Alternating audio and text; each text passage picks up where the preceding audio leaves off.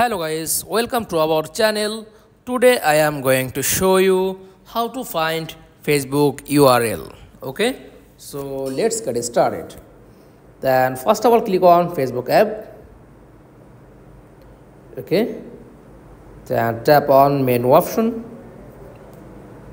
Okay, then click on top left profile. Click on three dot option. Okay, scroll down, then this option is copy profile link.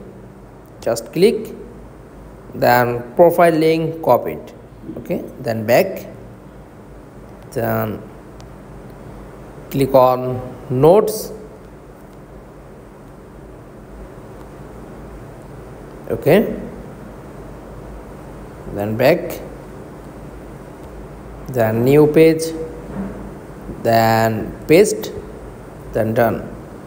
Then this link is Facebook profile URL. Okay, then check, just click normally, then back your Facebook profile. That's all. Thanks for watching. Please like, comments and subscribe. Thank you.